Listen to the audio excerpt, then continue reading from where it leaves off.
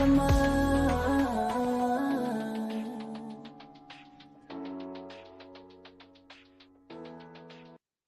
Thank you so much for tuning in. Another interview here on the King Solomon Entertainment platform, here on our KS News platform. As you can see, our special guest is right next to me waiting.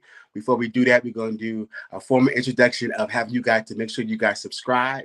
Make sure you guys share this link, hit the notification, share, let everybody know. The comments, the links are in the comment section right now. Make sure you guys follow us on all social media platforms. And make sure you guys, let us know how we're doing, commenting.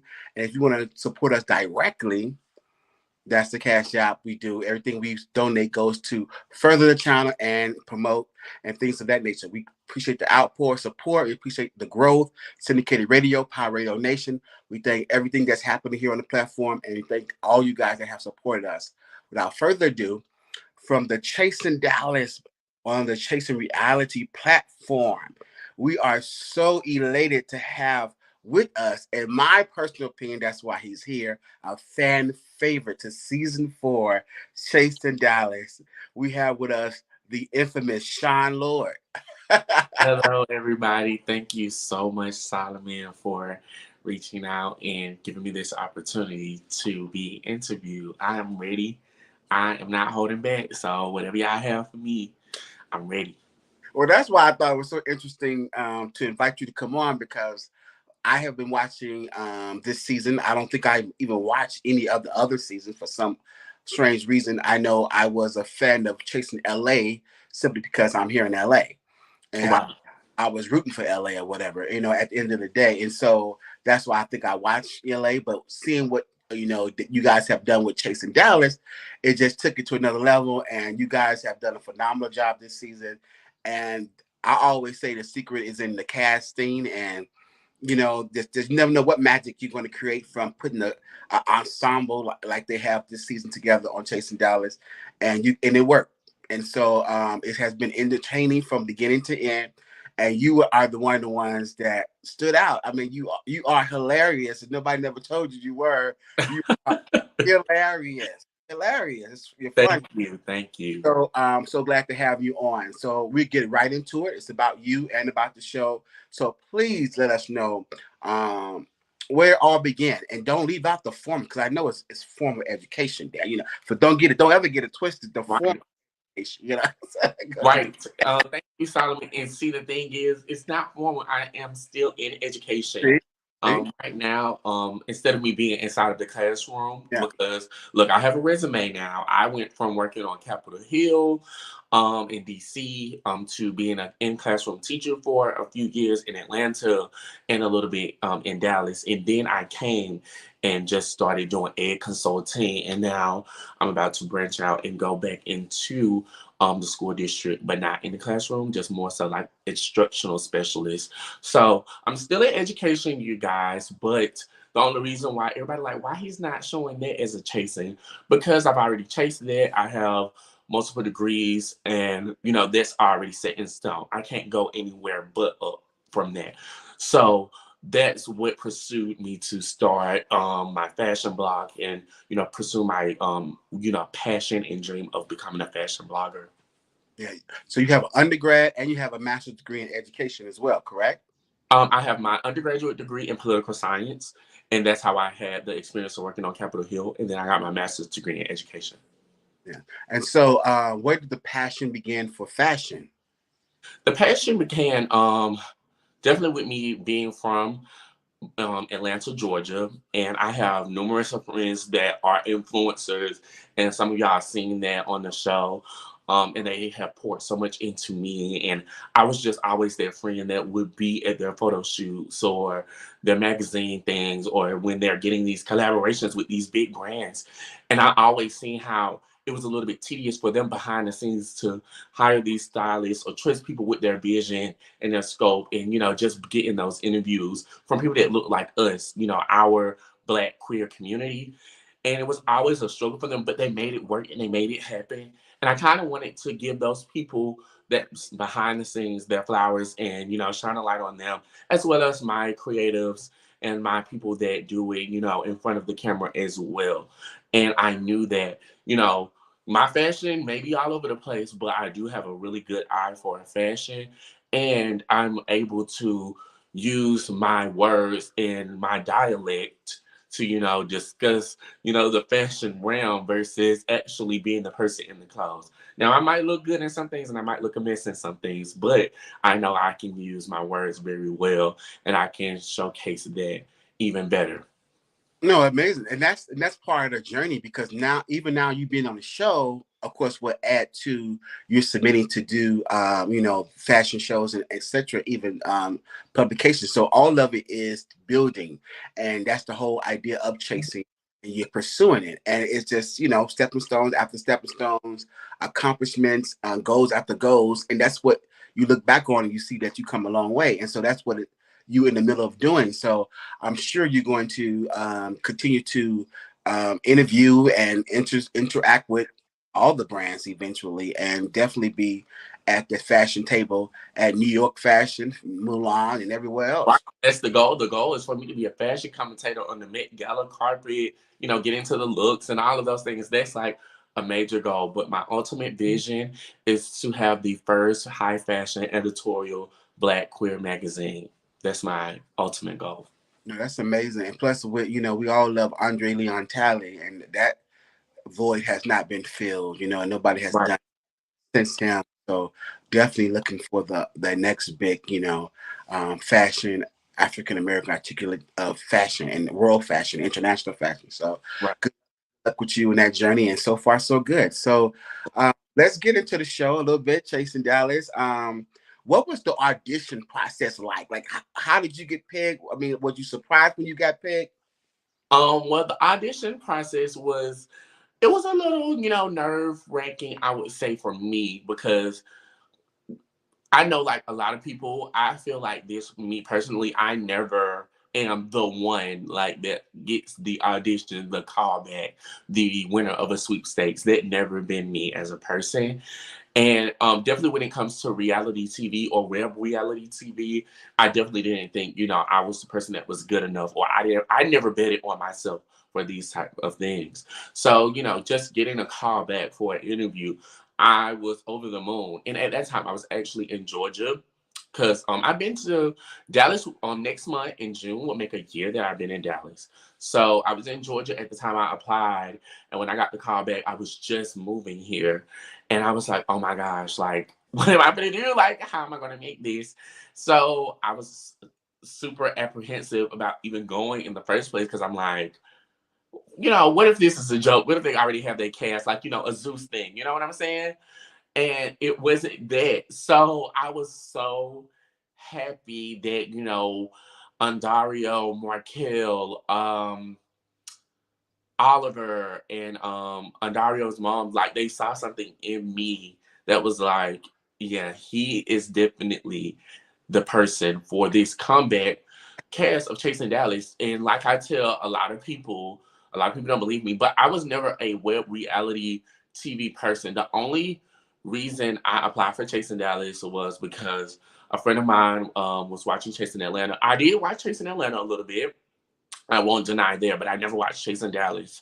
So my friend was like, they're having auditions for Chasing Dallas, and I was like, I never seen it before, but this would be a great opportunity for me to network and mix and mingle with new people in Dallas. I'm new here. I think that would be a really good way to expose myself to the Dallas scene and culture. So that's what really made me do that, and here I am today. So I'm so happy. Did you send in a video? Or was it all just paper? Um, the first part, it was like a video, just like explaining yourself, what you do, how would you contribute to the cast, and then the second part was the face-to-face open interview. Okay, all right. So, digging into the show, you came on and you was pretty much laid back. I didn't see any offense in your beginning, in your initial introduction to the show. Um, Right. definitely confident. I can see how that could intimidate somebody who's just not secure within themselves. But when I think about, how somebody take that road of being misunderstood, of coming across a certain way in their mind, is usually a prejudice of their own insecurities, because Right. I'm looking for the offense and I didn't see any that Right. be it. You was very reserved, very conservative, just confident in knowing who you are, which no apologies, unapologetically for that, Right. So in hindsight, figure out in your own words, looking back, how do you articulate how you was misunderstood coming in from the beginning? Oh my gosh, you hit it right on the nail, Solomon, with that. I think I was definitely misunderstood. Like I came in, as you stated, I came in confident, knowing what I was coming to Dallas for. I had the agenda. I already had, a career secured. So I wasn't coming to find a job or, work a part-time job. I already had a career. I was coming to venture off and really start afresh and anew. So it's not like I was, looking for a come up or anything. I'm already up. The thing is, I'm trying to elevate to go higher. So, and I thank God for that. Not trying to be bigot or boast myself, but I'm very happy and comfortable where I am now. And so, meeting all the other new cast members, I'm letting them know, hey, I already have a successful career that I'm thriving in, and I'm trying to take a chance and bet on myself, and venture off into other avenues. Still have my career, of course, but rejuvenate like multiple incomes, multiple streams of income. And at the age of 25 at that time, I just turned 26. Today's my birthday. Oh, happy birthday! So thank you. And so it's like me being young, determined, ambitious, and goal driven amongst a cast of, AARP members. It was a little, it was a little intimidating, right? So No, I think you held your own, and I love the what I call magic in production because there was this transition from what I just stated when you came in. I see no offense to you standing your ground, and then been proven that your perspective was not only spot on, but everybody else is coming to agreement. Like this person got a problem, and it's like it takes everybody got their own reservation point, but I think if you stand your ground because you just call it the way it is, people are going to come around and be like, yeah, this person is a problem. As you say, they're punk right. fake, you know. Right, So they are absolutely. And to clear that narrative, yeah, clearly DeAndre was not the only pump faker, and yeah, I think we would get a little bit more into that. But DeAndre was not right. the only pump faker. Not the only one. And so I think that as the show moved forward, the storyline moved forward, it was proven that what you were saying was stood to be true. And I think that's when I began to see the magic of, oh yeah, he's a fan favorite because he just calling it out. Now don't get mad at the messenger. I don't do the games. I'm just calling it out. It is what it is. Y'all do what y'all want to do with it, but I'm gonna be over here. Exactly, my point exactly. And another thing, you never said you was this Vogue blogger. You said you was. Right. I said upcoming. Yeah, I don't have any credentials. yeah, I don't have any, major publications, major yeah, interviews. I'm not that well off just yet. But I'm going to be there, and I will yeah. get there, of course, and eventually. But I'm open to saying I'm starting new and fresh. Yeah. Like that's how hungry I am. Yeah. So When you talk yeah, about fashion blog, you said I'm a fashion blogger. I comment, do I cover fashions and stuff like that. So you never said, oh, my article is, Vogue, black and white or whatever. You just said I'm a blogger, a fashion blogger. And they come back saying, I don't see nothing you done. I don't see right. Like these people go on Instagram lives and YouTube countless of times, right? yeah, And they call themselves, bloggers. But what credentials do some of these people actually have yeah, besides, a YouTube page or, their own website, which is, great and fantastic. But again, so it's like you are being the pot calling the kettle black. And right, you're saying you're asking and searching for a lot of things, but you can't even give me your IRS 1040 because you don't right, file. right. Yeah.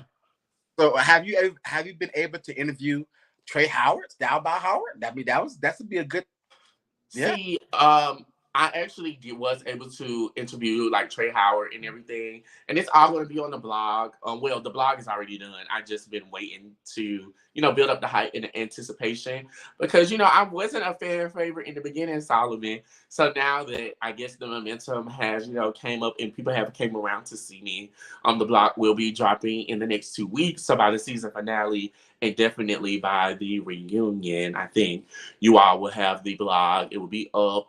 It's not going to be anything super grand like She I Sheree, of course, but it's going to be very simple, straight to the point, and it will have some merch there as well. It's going to be online, totally online. Yeah, all online on my own website. Okay, sounds great. But so with the story, so how do you feel about the show now? How do you feel about everything now? Like you say, things have turned around. Have you seen like a change in the outpour of recognition? Like, have your life changed at all since the show? Oh yes, my life changed since episode 1. Even though you will always have people that's not supporting you, and that's fine. Everyone has their own opinions, and they are entitled to that. And I love it. I love the hate more than I love the love, actually. So they be like, "Oh, they talking about you in the comments." I love it. Thank you so much for the people that don't support me because you actually are supporting me. You're keeping the name relevant. So I'm so happy and thankful for that. And of course, I'm always, in awe of the people that actually support me in everything that I have built and that I come from because it's genuine and it's not to, put on for anyone or any camera or anything like that. No, and it's always this repeated pattern on the show, like Chasing Dallas, of a lot of the pejoratives of big, black, ugly, this, and it's always coming from the hypocrite, saturated in hypocrisy, because the person that's saying it don't fit no other better narrative. If there was such thing as a better narrative, there it's like, what do you? You're not even exempt from what you're calling someone else. So all the big black Barney, all this stuff is like, okay, in opposed to what? Right. And I really didn't want to come off as a hypocrite this season. I wanted to come off, very authentic and genuine, still not taking no BS, definitely getting my point across, but also, getting to the point and the motive of this show altogether. And that's to be chasing something to Yeah. build camaraderie within our LGBT community. Because, although it's so small, we are so big and so impactful, amongst the nation. And I want us to all come together and utilize that instead of tearing people down or seeing, trying to nitpick and things like that. Let's get into the last episode of The Crew. That when you went to the, and this is what really, I got to reach out because this is hilarious. Crew is a well-known franchise, It is. and like you say, anybody could franchise a Crew, like Absolutely. and that wasn't even it's actually smart if he was able to do that because it has a name. Absolutely. Yeah. So it's nothing bad about him franchising Crew.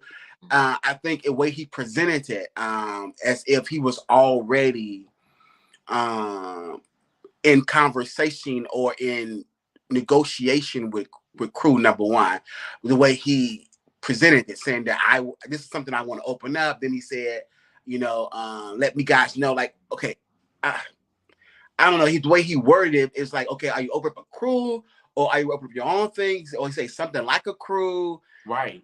Okay. We were a little confused about that. Right. So, just like you are confused right now about it, that's the same way how I was feeling.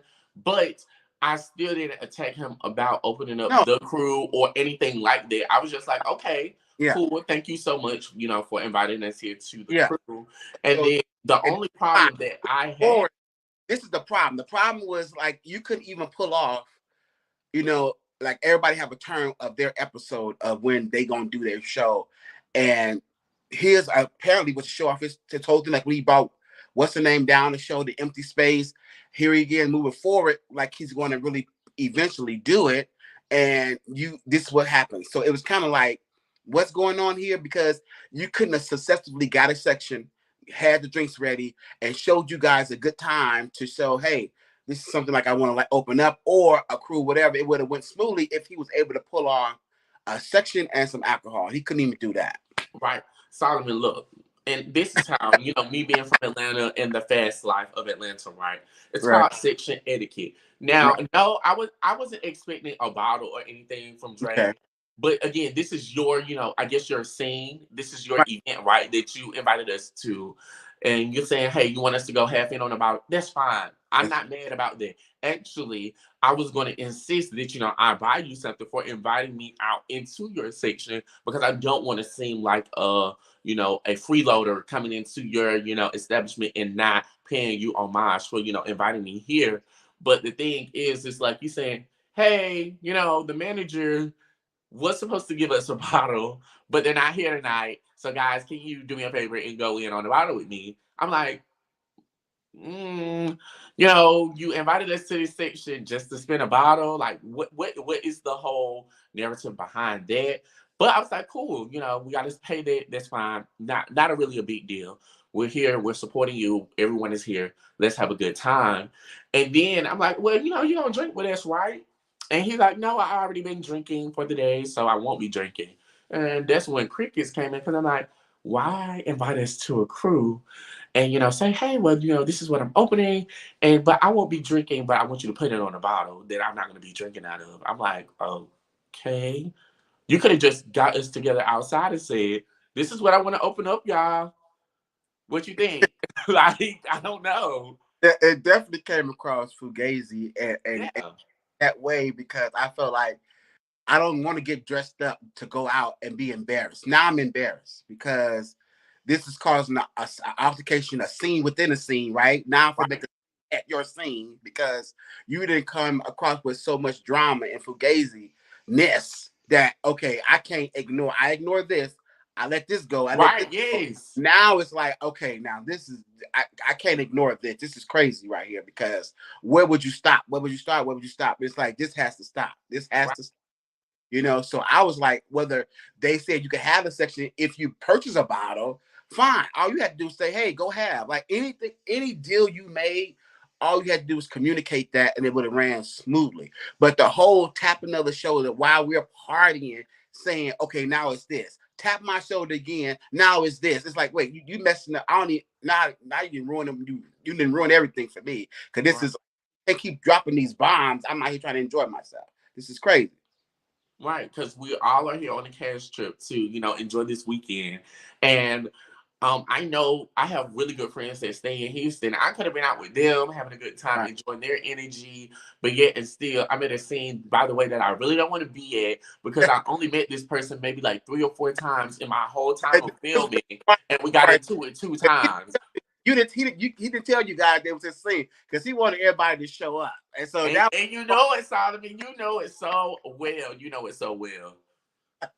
that was really smart on his part. He got everybody to show up, and it was a good scene. It was you guys are entertaining. Like it's hilarious to me, and I thought it was really really good because you guys come across so funny. That whole riff was hilarious, and your comeback is it's hilarious. You guys are Right. really did a great job this season. But how much of it is real? Are you guys really not getting along? If this is real, like how much is it scripted? How much is it not scripted? Like what's going on? Right. All right. And I do want to touch on that, but because me as a person, okay, I know a lot of people have been making comments and remarks about, oh my gosh, you said that you'll spit on his dead grandmother and things like.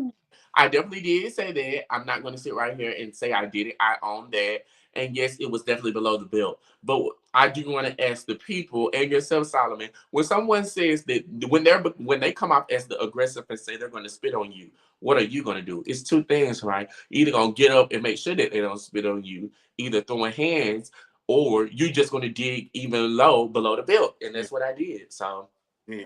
No, that's definitely a no-no. Spitting is definitely a no-no. That place would have the C, the R, and the U would have been off the off the wall. my point exactly. So I was just saying, yes, I did go below the belt, but did I initiate going below the belt? Absolutely not. No. Yeah, So yeah, and I will say that nothing is scripted. Nothing. So my friend talking to Ted Lee's person not scripted. There was just a big coincidence, right? Big, big, big, big, well, big we coincidence. cliffhanger that I think, like you said, Tiffany stuff about to blow up because he's this. rich realtor and that he got it going on. I like, is that whole thing gonna blow up? Because I'm like, come on, Ted, like you got it. You should have paid for the whole club. I've been like, come on, Ted, you got it. This is your whole town. Why Now didn't see, now see, wait until this week episode. Y'all gonna see what happens. Y'all gonna see exactly what happened, and then y'all really gonna be like, "Ooh!" Y'all gonna be like, what was it? Beijing everywhere? What's going on? "Oh, y'all gonna see." I don't even want to spill it because it's so nasty. Y'all thought what I said was nasty. Just wait, Mm. wait until the second part of how that club scene ends. So Very you nasty. Beijing about to be everywhere. I, Oh, okay. I definitely would not say that, Oh, but I would definitely say that mouths are going to goop open when y'all see what happens because you're going to see who really has the coins and who don't, and that's all I'm gonna say. no, that's why I'm saying like why you lead with that because it's all about chasing and you can learn from the other shows that's the same structure. People that lead with the I got it, and if you got it, you got it. And if you don't, you don't. You don't, and it's no in Right, between. I think you leading with that. It's like we can already see it because we can see. I mean, money knows money, and we could see pretentiousness. I mean, so it's like you're wasting your time. Just do you. You know what I'm saying? So I don't know what people are gaining from saying, like they got it when they know they don't, right, or they're trying to operate on a level that they really not at. And so I don't see why people get out of that. I just don't know why they don't retire that whole narrative. But so that's how some people define themselves, labels, and I got it. And it's just like okay, fine, but sure. right. But yeah, but have you enjoyed doing the show, Shawn? Yes, I definitely enjoyed doing the show. I feel like this season, you guys got to see the personality of me, and that was great and everything. And I'm so glad that I was able to open up and share that with you guys. But I definitely can confirm that next season y'all are going to see nothing but business mode activated, me doing my various ventures of business, not just my fashion blog, some other things that I am dipping my toe in, and just a more personal side of me, not all the drama, the cattiness, unless they bring it to me, but y'all will definitely see business and work through and through. If you can give us a small exclusive, what can we look for coming up to the to now to the reunion? Have the reunion already been shot too?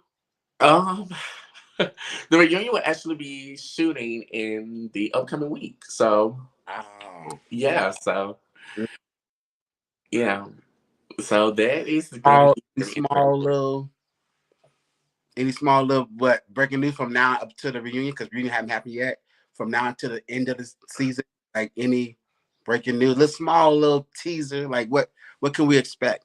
Solomon, I wish I knew. I really don't know anything. I have been texting my kid like every day. I Yeah. don't know who the host is going to be.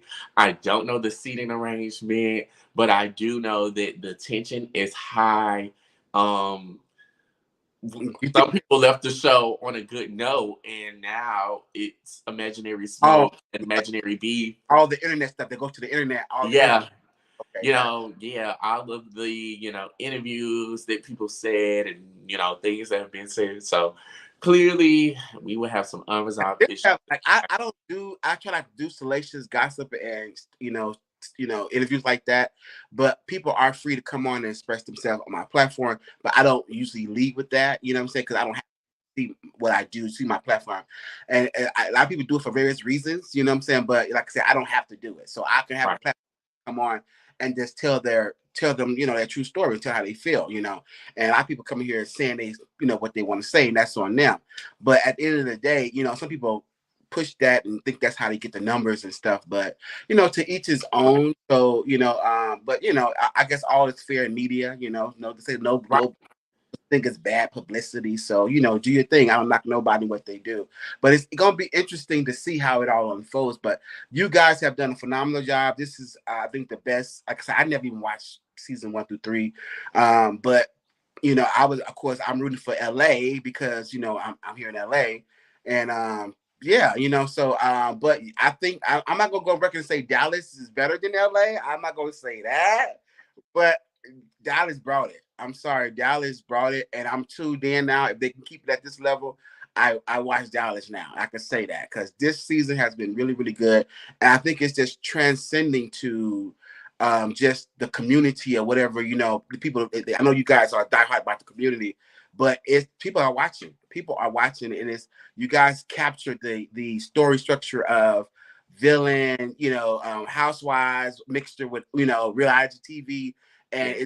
it's elevated. And with the casting this season, it's amazing. It really is, and y'all are hilarious and entertaining. And I can't wait for Thursday to come. I know it's gonna be hilarious. Thank you You so much.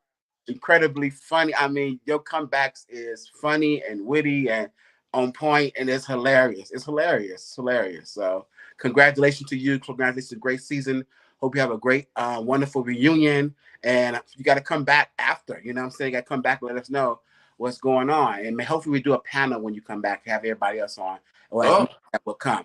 Because I everyone, I think that that will be very, very, very interesting. But look, I can say that I'm leading with love. saw. Much love to, all of the cast and all of their future endeavors. And yeah, I'm always going to be positive when it comes to my cast. I love them. It's like their brother sister relationship. We gonna ruffle it out, but nobody else can say nothing about them but me. Yeah, I just saw Trey at the Airboys premiere, and so, but he didn't walk the carpet, so I didn't get a chance. I saw him for a second, but he left so fast. But yeah, but have as many of you guys that have come on, probably do a panel, see how that goes. But yeah, congratulations, great season, man, and keep doing what you're doing, and congratulations and good luck with the blog and everything else you're doing, and hopefully see you soon. Come back, you're welcome, and thank you so much for coming on today and doing the platform. Thank you for having me, and I'll see you soon, Solomon. All right, then. There you go, guys. Another interview here on King Solomon Entertainment. Here on our KS News, Chasing Dallas. We have, Mr. Shawn Lorde from the House of the Lords. Thank you so much. Make sure you guys share, subscribe.